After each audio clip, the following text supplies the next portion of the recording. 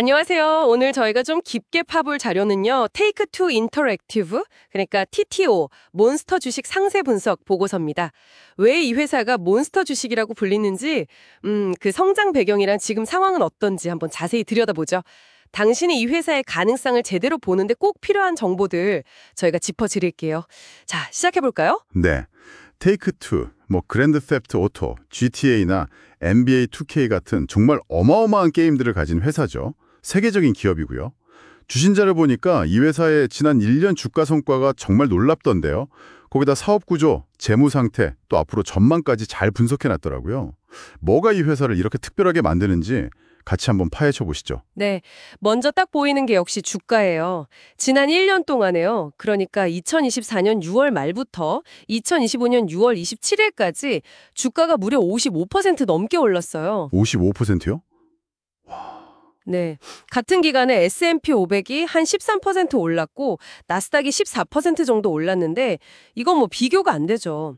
연초 대비로 봐도 27% 이상 올랐으니까요. 시장이 이 회사가 확실히 주목하고 있다는 거죠. 그렇죠. 그 숫자는 정말 대단하네요. 이런 성장의 배경에는 역시 사업 구조가 탄탄하다는 점이 있겠죠.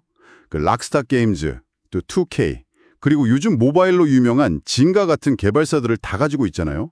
그리고 GTA, 레드데드 리뎀션, NBA 2K, 보더랜드 이런 아주 강력한 IP, 그러니까 지적 재산들을 보유하고 있고요. 근데 여기서 중요한 건 단순히 게임 CD나 다운로드 파일 그걸로 한 번 팔고 끝내는 게 아니라는 거예요. 맞아요. 그게 진짜 핵심 포인트 같아요.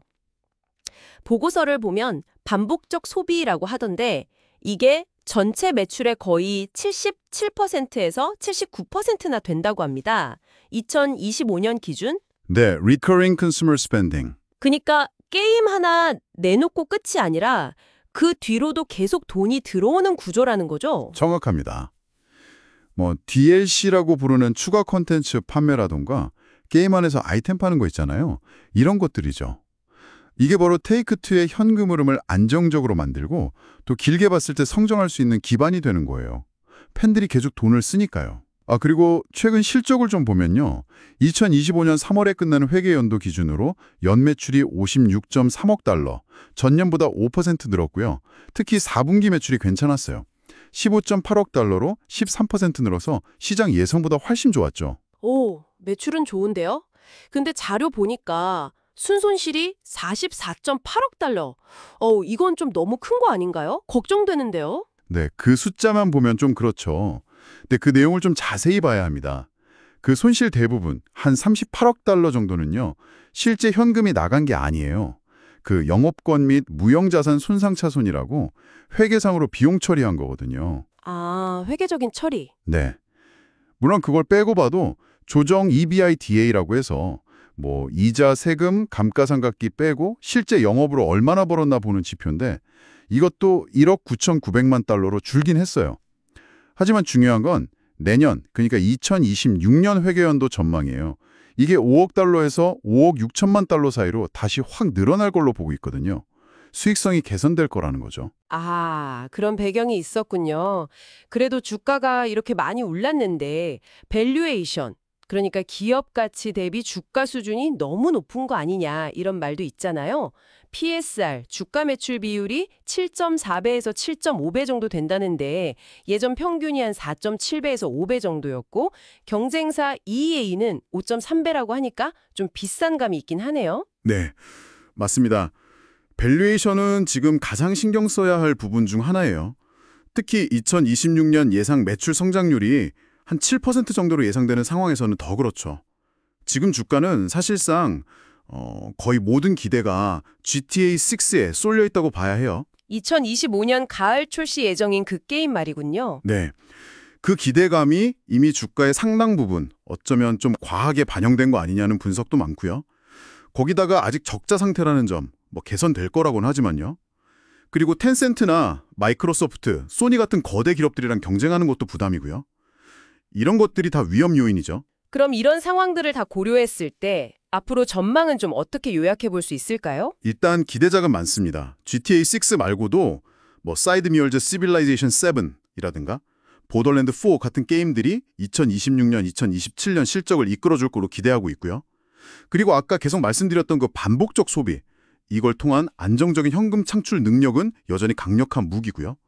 결국 테이크투는 정말 좋은 IP와 사업 모델을 가졌지만 지금 당장은 높은 밸류에이션 부담, 그리고 신작에 관한 기대만큼 성공할지, 또 경쟁은 어떻게 될지 이런 숙제들을 안고 있는 상황이다. 이렇게 정리할 수 있겠네요. 네, 자, 정리를 좀 해보면요. 테이크투 인터랙티브는 정말 강력한 게임 IP를 가지고 있고 또 반복적 소비라는 아주 탄탄한 수익 모델 덕분에 몬스터 주식이라고 불릴 만한 그런 장기 성장 잠재력은 분명히 있는 회사다. 그래서 이게 당신에게 어떤 의미일까요?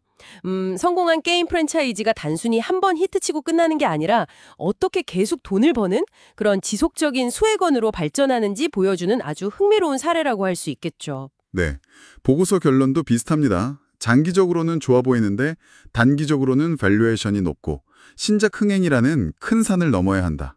그래서 이 자료에서도 만약 새로 투자를 한다면 좀 신중하게 접근하고 한 번에 다 사지 말고 나눠서 사는 전략이 필요하다. 이런 조언을 하고 있더라고요. 이 분석을 통해서 당신이 게임 산업뿐만 아니라 어떤 성장주에 대한 기대와 현실, 그리고 그 회사의 사업 구조를 어떻게 봐야 하는지 그런 시각을 얻으셨으면 좋겠습니다. 아, 그리고 여기서 정말 재밌는 점 하나 더 짚고 넘어가고 싶은데요. 테이크투 매출의 거의 80%가 게임이 나오고 난 이후에 발생한다는 거잖아요. 그 반복적 소비요. 이게 단순히 게임 회사를 넘어서서요.